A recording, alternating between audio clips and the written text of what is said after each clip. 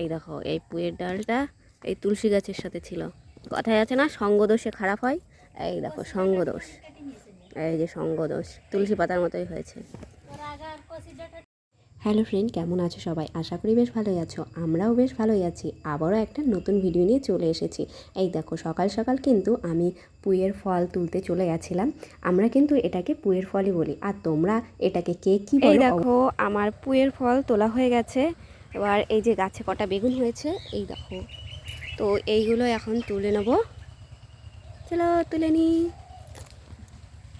এই বেগুন গাছগুলোতে অনেকগুলোই বেগুন হয়েছিল, তো এইদিকে আমি ছিঁড়ে নিচ্ছিলাম বেগুনগুলো। সকালে যেহেতু রান্না হবে, তো মা ওইদিকে মাছ কুটছিল আর আমি এইদিকে পুয়ের ফল আর এই বেগুনগুলো, মা বললো যে পুয়ের ফল তোলা হয়ে গেলে বেগুনগুলো তুলে নিস।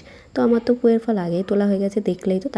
এক হাতে ফোন আর এক হাত দিয়ে বেগুন তুলতে একটু কিন্তু সমস্যা হচ্ছিল, আর ভেতরেও ঢুকতে পারছিলাম না। দেখো ওই দেখো বেগুন গাছের নিচে কিন্তু আমাদের তুলসী গাছ রয়েছে, ওই জন্য ভেতরেও যেতে পারছিলাম না। তো দূর থেকেই কিন্তু আমি টানা হেঁচড়া করে বেগুনগুলো তোলার চেষ্টা করছিলাম। আর কিছু বেগুন আমি তুলতে পেরেছিলাম, সবগুলো কিন্তু আমি একা তুলতে পারিনি। তারপরে আমার একটা ননদ এসেছিলো, ছোট্ট একটা ননদ, সেই কিন্তু আমাকে একটু হেল্প করে দিয়েছে। আর ও এসেছিলো কাঠগোলাপ দেখাতে। ও কোথা থেকে কাঠগোলাপ এনেছে, ওর কোন বান্ধবীর বাড়ির থেকে, সেটাই আমাকে দেখাতে এনেছিল। ওই দেখো ওর হাতে কিন্তু, ওই যে হাতে দেখেছে, ওই হাতে ফুল আছে, হ্যাঁ কাঠগোলাপ ছিল। আর আমি ওকে বললাম যে একটু আমাকে বেগুনগুলো তুলে দিয়ে যেত, তাই আমাকে তুলে দিয়েছিল। আর এই সাইডে কুল গাছ আছে, ওটা কিন্তু আমাদের নারকেল কুল। আর অল্প কটা বেশ ভালোই মোটামুটি হয়েছে গাছ আন্দাজে। আর ওই পাশে ছিল সবেদা গাছ। এই বাড়িতে কী নেই, মোটামুটি বেশ ভালোই কিছু কিছু গাছ আছে টুকটাক। আর ওইদিকে মা মাছ কুটছিল জন্য আমি এদিকে কিন্তু জালটা ধরিয়ে দিচ্ছিলাম।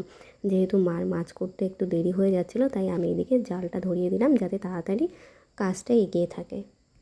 মা মাছ কুটে এসে কিন্তু মা বলেছিল তুই ওঠ, আমি রান্না করছি। মাই কিন্তু রান্না করেছিল আর আমি হাতে হাতে একটু গুছিয়ে দিয়েছিলাম। তোমাদের আগের ভিডিওতেই বলেছিলাম আমাদের মাটির উনুনের রান্নাঘরটা কিন্তু আলাদা, তো সেখানেই রান্না হচ্ছিল। আর এইদিকে কিন্তু নবকুমারও চলে এসেছে। ও এসেই ব্ল্যাঙ্কেটের যে ব্যাগগুলো ওর মধ্যে বসে খেলা করছে।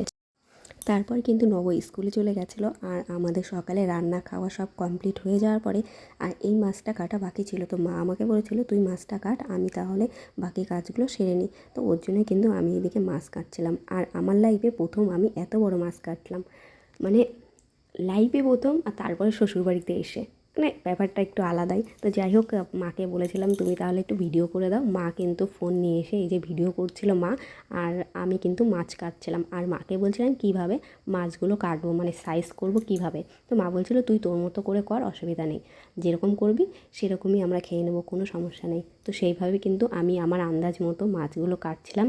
আর এদিকে তো আমার মুখই দেখা যাচ্ছে না, মা যে কীভাবে ভিডিও করেছে জানি। তো আমি কিন্তু আমার মতো করে চেষ্টা করেছি মাছগুলো পিস করা, তো সেইভাবেই কিন্তু পিস করেছি। আর মাকে বলছিলাম আমি যে আমার মুখ তো দেখা যাচ্ছে না, আমি যে মাছ কাটছি সেটা তো দেখাই যাচ্ছে না, একটু ভালো করে ক্যামেরাটা ধরো। মাছগুলো কেটে পরিষ্কার করা কমপ্লিট, এবার কিন্তু মাছগুলো ভেজে নেওয়ার পালা। তো এই দেখো এইদিকে কিন্তু আমি মাছগুলো ভেজে নিচ্ছিলাম। আমরা এই যে দুটো কেক আনিয়েছি, একটা স্কুইজ করেছে, আর এই যে মন ওই যে বসে খাচ্ছে, এই যে লুচি খাচ্ছে। লুচি শেষ, খাওয়া শেষ, এখন এটা খাচ্ছে। এই যে আজকের ওর অকাজগুলো দেখা হয়। যে কী কী লিখেছিস বল? এন জে অন। কার কার নাম, বলে দেবে, কার কার নাম? বলে দেবে না, বলিস দাও। নামের প্রথম অক্ষর এখানে লিখে রেখেছে। এই যে এই যে ওইগুলো কিন্তু আর কোথাও কিচ্ছু লিখবি না। মাছগুলো ভেজে আমি স্নান করে নিয়েছিলাম, আর স্নান করে খেতে বসেছি। তখন কিন্তু নব এসেছিল। তো নবকুমার কিন্তু ওই যে আমাকে কেক দিল, ওদের স্কুল থেকে নাকি কেক দিয়েছে। ও নিজে না খেয়ে আমার জন্য কেক নিয়ে এসেছে। তো যাই হোক, চলো টাটা, দেখা হবে আবার নেক্সট কোনো ভিডিওতে। ততক্ষণ সবাই ভালো থেকো, সুস্থ থেকো।